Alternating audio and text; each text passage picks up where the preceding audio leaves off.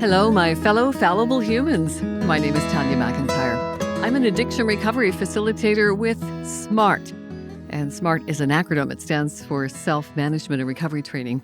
That is an evidence-based program. It's an alternative recovery path to the more common 12-step programs of NA and AA. And I co-founded Red Roof Recovery as an addiction recovery program that's founded on the principles of cognitive behavioral therapies, similar to that used by SMART. So what is cognition anyway? It sounds like a very difficult word, doesn't it? But it's really just thought. So it's thinking therapies. But you know what? There are literally hundreds of tools of recovery to choose from. The key is to find something that works for you. And then once you do, grab on and do more of it, assuming that it's something good for you, of course. On today's episode of Red Roof Recovery, I am joined by my best friend, my business partner, and my marriage partner of more than 30 years, Lancelot. Hello, my love. Thank you for being here, sweetheart. You're welcome. So today we are talking about why there might be some reasons that people likely fail in their struggle with any habit or addiction. Now, you lived through my addictions with me. Thanks for sticking around. I saw you fail many times. You did indeed. And it didn't falter your stoicism to stand by me. Thank you. I'm so grateful for that. Wow, I'm quite stubborn. Well, I'm glad you're still here with me. And I wanted to, I'm a big fan of someone called Dr. David Burns. Really?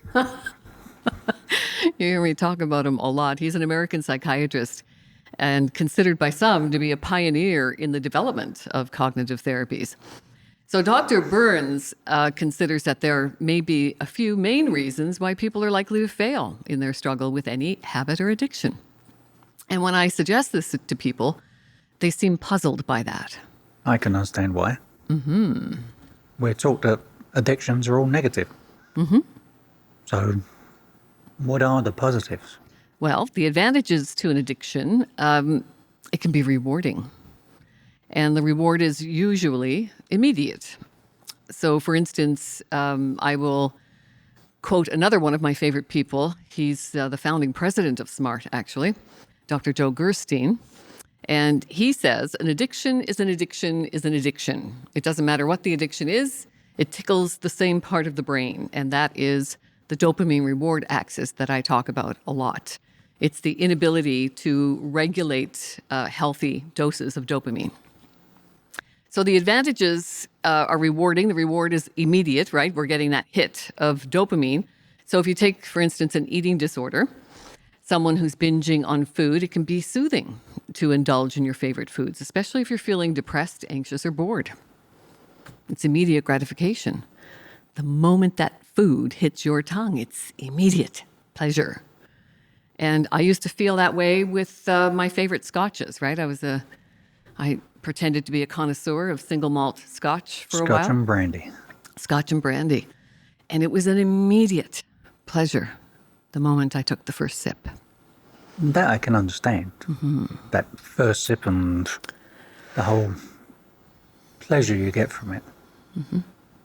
But surely somewhere in the cognition, you knew that in the morning, it wouldn't be pleasurable. Right?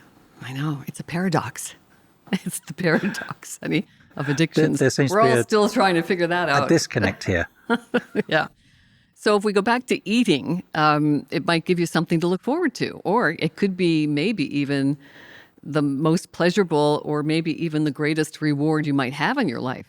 Maybe your only true pleasure in life. And the desire to eat is also a core biological drive, of course. Lots of benefits to overeating. If you're overweight, you may be subconsciously or even consciously putting up a wall to ward off people who might otherwise be attracted to you. I've heard that a lot from people. Mm-hmm. Overeating and, feeling secure, being overweight, it might keep you safe, especially if you've been hurt or rejected or maybe even abused by someone you loved and trusted in the past. But again, with the eating, I love eating. I love cooking. Because I love your cooking. I'm because so I love grateful. eating. You love cooking. However, I try to balance what I eat with what I do. Because I've been overweight in the past, not grossly overweight, but overweight, and you don't feel good. So yeah, there's I can understand the pleasure of doing something, but there seems to be a disconnect between the pleasure that you're getting and the consequence The that pain, you know that's coming. And again, the paradox of addictions is, of course, we drink, drug, and behave in harmful substances behaviors for one of two reasons. Generally, it's to either increase pleasure or reduce pain. Sometimes both. I was doing it for both reasons. So again, it's quite the conundrum. And then another benefit of well, not really a benefit, the disadvantage of change is a driver to keep most people you hate change. in an addiction. Absolutely. So the benefits of an addiction are magnified by the many disadvantages of trying to change. Right? We've created multi-billion-dollar industries to keep feeding people quick fixes for problems in life, whether you're stressed, depressed, overweight. We've got the cure for you, right? Coming soon. Simple solutions for complex themes. Right. Doesn't normally work. Yeah. So giving up any habit or addiction is a tremendous disadvantage.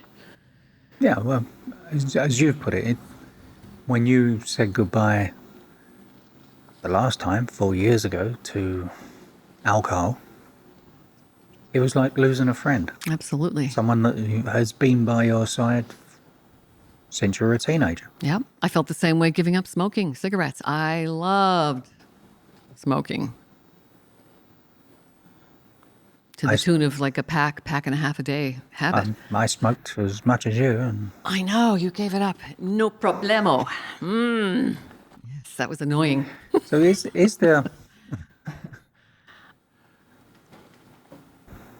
there somewhere in the literature that you've been through Literature. Ooh, literature. that says some people more, because I've given up alcohol with you.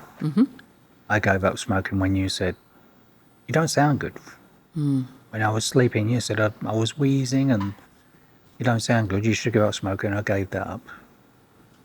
So I've given a whole bunch of stuff up with No problem. no problems.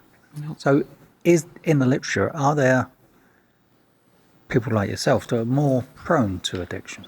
Well, that's the theory. There's still so many unknown variables around addictions. But one of the theories is that it's a disorder of our brain being unable to regulate appropriate amounts of dopamine to live in a healthy way. So there is that. Yeah, I read a little bit lately when I was trying to find out the difference between an addiction and an obsession and a compulsion. But one of the things they said about an addiction was that there seems to be an association where people who are deemed having an addiction problem have lower dopamine levels to start off with. Right. Exactly. It's a deficiency. Yeah. So a chemical deficiency. And, there are still people on the other side of the fence of that, right? It's I don't think any science should be fixed. exactly. Science is evolving all the time, and people thankfully are working, on developing theories into facts for sure. But that is what we suspect is that it's, if you go by Dr. Gabor Mate, too, the Canadian doctor who's very busy on the speaker circuit now after his book In the Realm of Hungry Ghosts hit the bestseller list. So I'm grateful that he's starting to educate people to say, we need to stop asking why the addiction and start asking why the pain. When he was a doctor, he said, it broke my heart to see 5-year-olds coming in with asthma. He said that's completely stress-related, chronic illness. But I didn't have time to ask why a 5-year-old was stressed. All I could do was write a prescription for a stress hormone and give the kid a puffer. That's one of the drawbacks of Canadians' universal healthcare system. There's no time. You're on an assembly line. Yeah. I think that's every healthcare system. However, that's what we have, for the good and bad. But what I'm wondering as well is, I come from a family of 3 boys. And as we've just said, I have no problem giving stuff up. If I don't find it's advantageous to me, or it makes your cost-benefit analysis, I can really enjoy myself in the evening and suffer in the morning. It's like, no, I don't want to do that. Like, it's just not worth it. So there are 3 boys, brought up in the same household, and there's 3.5 years between us. So bump, very quickly. My middle brother has suffered with addictions since he was a teenager. And my youngest brother, I worried about him sometimes when we were in Mallorca with his use of alcohol to temper stress. Alleviate stress. Yeah. So you've got 3 people with the same genetics in the same household with 3 totally different outcomes from that. Well, and that calls into question the whole hypothesis around genetics being connected to addictions. So I don't think it's genetics at all. I think it's more You think it's trauma. more situational, Situational and trauma. which is a situation if you find yourself. And how you deal with trauma, I would imagine. Absolutely. And again, the ability to regulate the proper doses of chemicals in our brain. Our brain is a chemical organ running on about 80 different chemicals. And the 4 that we talk about the most in our society are the endorphins, which are the painkillers, the oxytocin, which is, what does that do? I can't remember. Probably pain relief and making you feel good, the feel-good chemical. Serotonin is the love, they call that the love hormone. And then we've got dopamine, which is our motivational pleasure seeking. That's the one that drives us to seek out what we need and like. That's what keeps us alive, basically. Dopamine keeps us motivated, productive. Okay, so we live in a society that tends to thrive on the instant gratification. Yes, even more so now in our digital age. Everything is at our fingertips. Yeah, you know, we used to have to, when I was young, I can remember when higher Please don't tell the story of walking to school No, uphill I for a can remember mile when barefoot in the higher snow. purchase first came in. I didn't know anyone with a credit card when I was a kid. Right. They didn't exist. Higher purchase just came in. You basically had to put money away to buy something. Then we got credit cards, then we got phone apps, and everything seems to have moved to, I want it now and I'm going to have it now. Which must drive into addiction somehow. Oh, I'm sure it does. So we've created multi-billion-dollar industries, especially around weight loss. That seems to be the big one. I kind of lost a lot of respect for Oprah Winfrey when she got involved in that industry.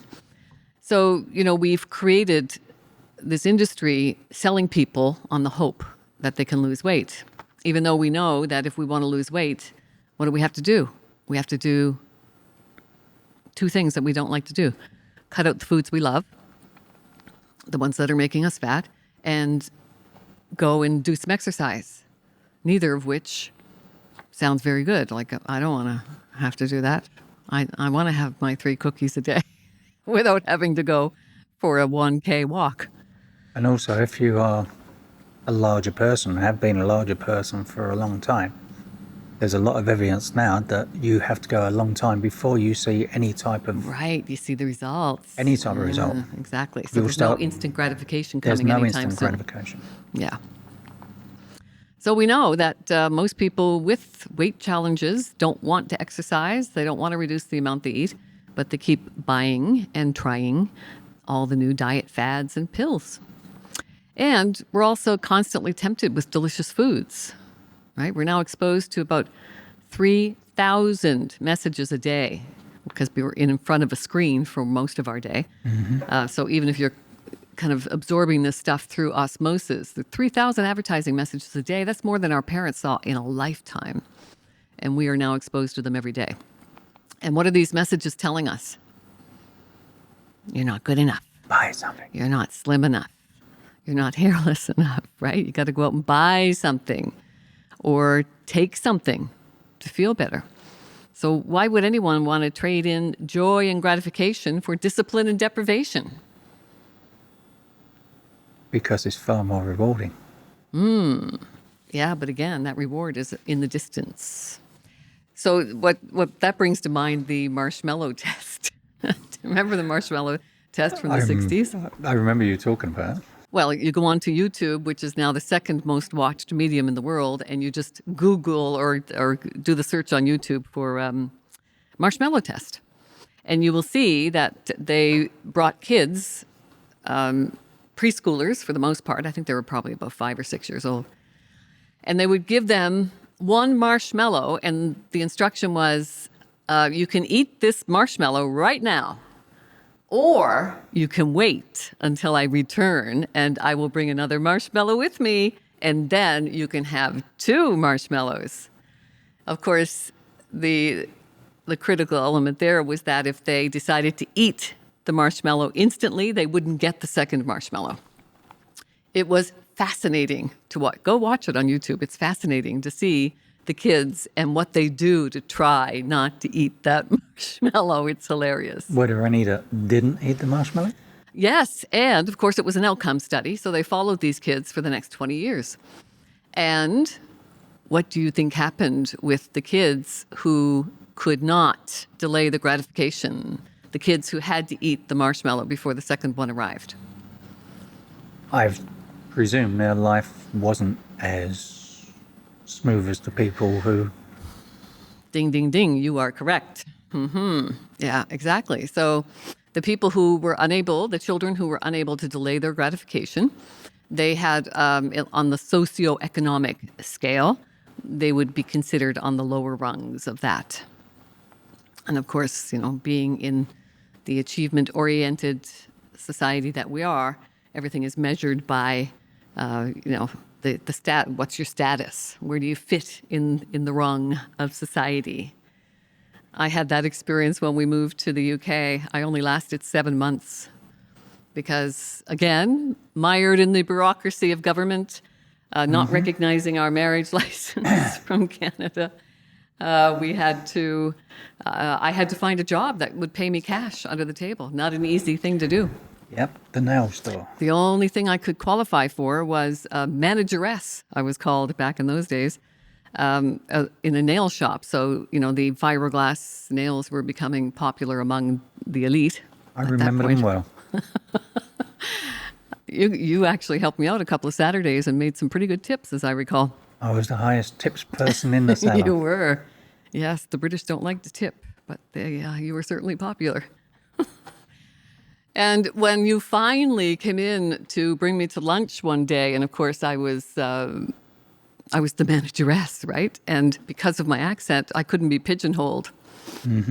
But as soon as you came in to pick me up for lunch, and I said to Buffy and Muffy and whoever else was there, who, I'd been working with them for months. And then I said, oh, you guys, you finally get to meet my husband. Lance, this is Buffy, Muffy, and Coco, or whatever they were. And immediately it was like, as soon as you open your mouth, it was like somebody turned off a light switch. And I went out and I said, what the heck was that? Did you feel that? And you laughed. What did you say? I said, they've been able to pigeonhole you because you're married to a working class person. Right? You also said I married beneath me. And I could not believe it. I thought when I went to the UK with you to potentially live there, I thought, how different could it be, right? Canada was a British colony. La, la, la, la, la. Oh, my God, it was really different. And, of course, that was in 1992. 1992. But it's the same. Wowza.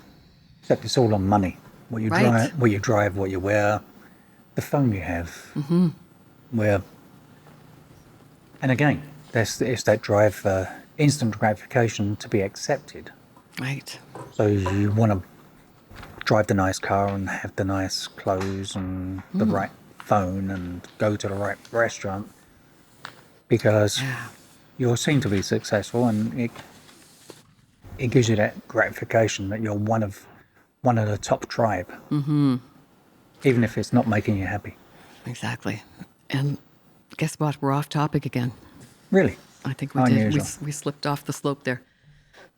So we're talking about the challenges around why it might be challenging to give up an addiction, to invoke some kind of Because change. because it's nice. It's nice. Yeah, there are lots of advantages. And giving up an addiction also means experiencing grief because of losing the most supportive relationship in your life, right? It was the best friend for me, both cigarettes and other drugs and booze, You've known your best friends a lot longer than you knew me. right? Yeah, a lot of comfort in that. And, you know, my addiction was providing a level of security and comfort. What am I going to do without it? Right? Because I really did have myself convinced when it wasn't spiraling out of control, when I was still managing my addictions, still felt that I was in control of them, that it was providing me a level of comfort and support and security.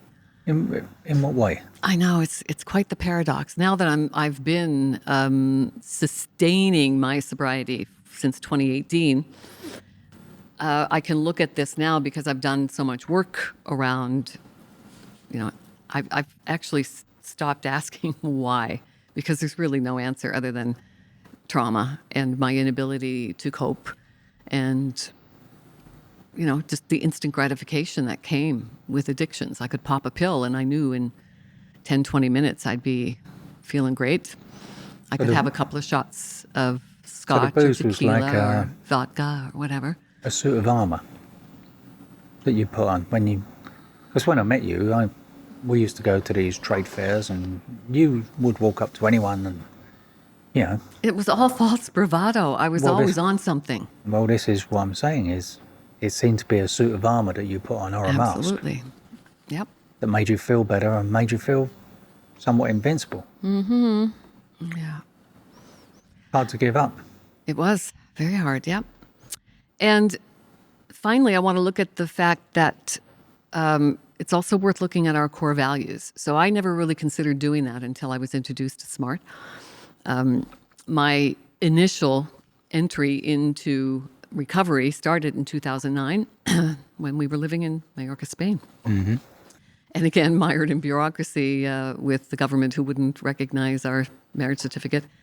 I had far too much time on my hands, and I discovered, of course, which I was excited to discover, that wine was cheaper than water there, and brandy is two of my favorite things, wine and brandy, cheaper than water. Mm-hmm. So I was having a great time, and it didn't take me long to find somebody to supply my other drug habit as well.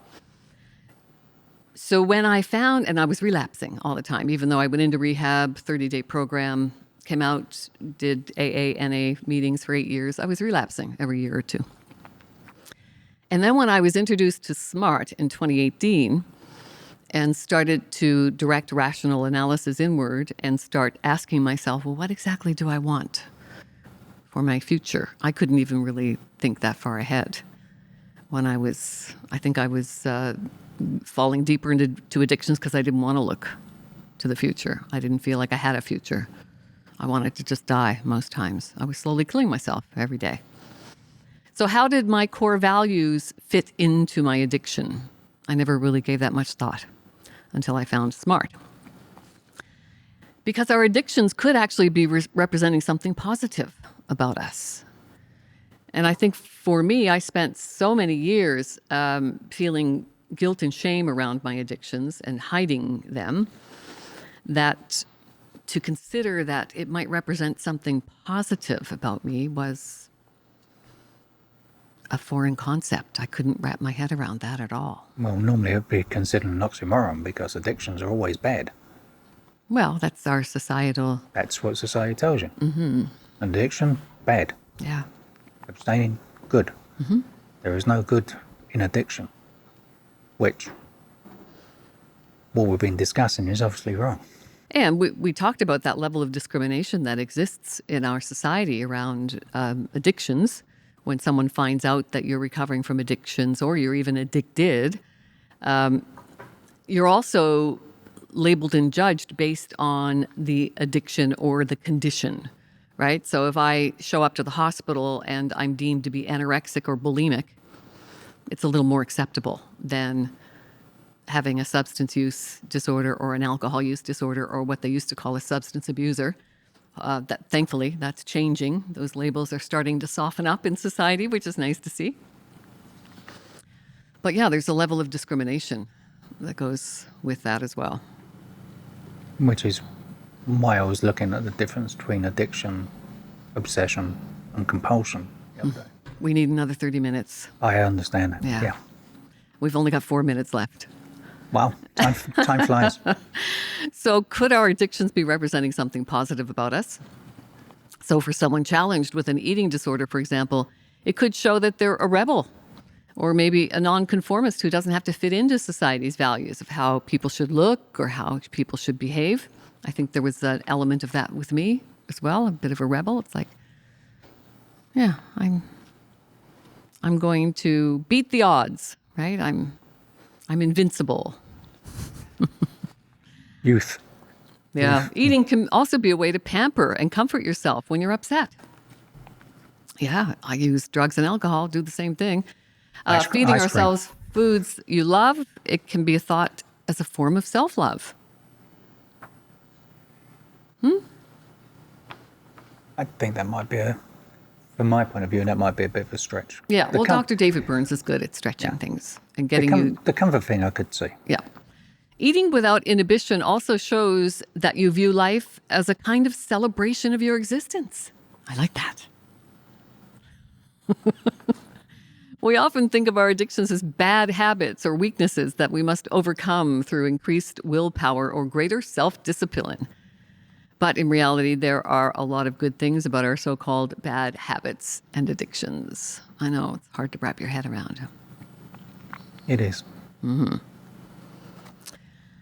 So I have found in my work that when I can bring people to a point of first looking at those advantages of their addictions, they can have less resistance when I suggest that they complete a cost-benefit analysis around their addictions. Now, So remember, there's... well, most people don't look at an addiction, like we said, as having any advantages, because that's what we're told. Mm-hmm. So the first key is to define your core values. And smartrecovery.org, you go on there and go into the toolbox tab. There's some great exercises there, the fillable PDFs, really good to go through. So do an HOV, a hierarchy of values, and then you can tackle the CBA, the cost-benefit analysis. And there's a difference between feeling better, which can happen spontaneously, and getting better. And getting better happens when we systematically apply and reapply the methods that will lift our mood whenever the need arises. How about that? And we can either learn and change from a state of joy and inspiration, or we can learn and change from a state of disease and despair. So there's always that to consider. And remember, our brain is an operating system. When we fire and wire the same circuits, those habits in our brain, we're building new neural networks and pathways. Cognitive therapies help us use our analytical mind to affect that operating system to serve us in a healthier way.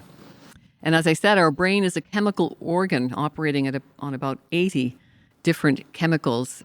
And that dopamine reward axis is something worth considering.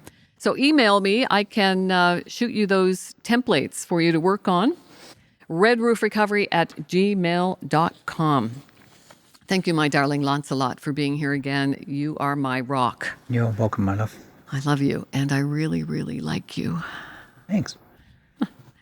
So 30 seconds to plug my books, Mindful Wisdom from My Philosopher Dad, Sage Advice from a Single Father. And then during the pandemic, I did Daily Wisdom from My Philosopher Dad. They're both available at Amazon.ca. May the force be with you, and remember, you are the force.